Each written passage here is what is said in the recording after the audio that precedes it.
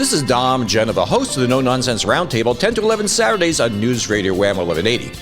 Just recently, I recorded a one-hour show with Monroe County Sheriff Todd Baxter. He was candid and frank. Some of what he said was surprising, some shocking. Here's a 3-minute clip.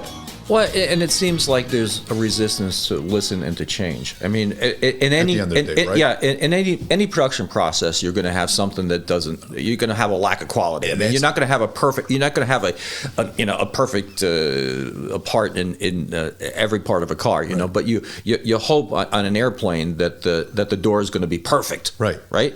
So I mean, how much of this is just the pendulum going too far the other way?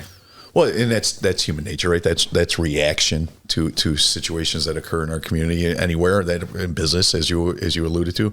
But you got in the military. I was trained for 22 years in the Army. You spend months preparing for a line of departure. That means your plan. You're going to execute the plan. Take that hilltop, right? Just as much as the preparation that goes into logistics and the maneuverability and the support mechanisms and the fallback plans, that's our DNA. And there's also an after action review. As soon as you're done with the mission, you do a debriefing. You do it. What did we do right? What do we do more of? And our legislators absolutely refuse. That's my video in Albany. They absolutely refuse to do a debriefing on any of these things and say, you know what, we can make some small adjustments. Now, the governor, I'll give her credit. She made a couple adjustments in May of this year. But again, not even close to where they need to be. You know, there's still all this criteria that's got to occur to detain someone that's carrying a gun. A guy got out the day 3 times he shot at people, 3 times he's had a gun, and he's out for $50,000. Think about that. He should not be out. And we can't have those logical conversations with our legislators to say, you know, I go to this. I'm going to be very bold. I look at these like, who are you loyal to? Right. Are you loyal to the people you represent in these communities? You're loyal to the people in Monroe County, or you're loyal to someone else in Albany or downstate? Who are you loyal to at the end of the day? You got to be loyal to your constituents. Doesn't mean you give the sheriff everything he wants for it, but it means you sit down with the sheriff and go, how can we help you keep our community safe? That's all I'm asking for. So if you have legislators who are not willing to change, it sounds like you're saying to change the legislators. Yeah, and the sheriff is going to stay apolitical as possible, but I do say get out the vote. Get out the freaking vote. Be part of this process. Understand what's occurring. Get educated in what's occurring in front of you, and then vote appropriately, how you see that the most appropriate.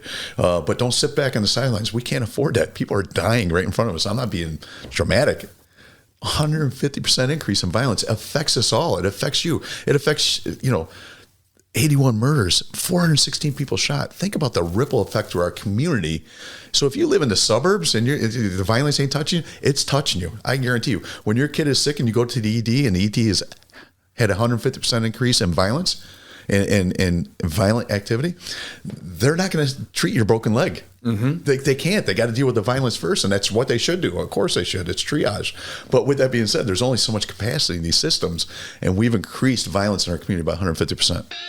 So there you go. If you like, please click like and share. We'll make more. And if you'd like to listen to the whole show, go to nononsenseroundtable.com and click on, listen to past shows. Thanks.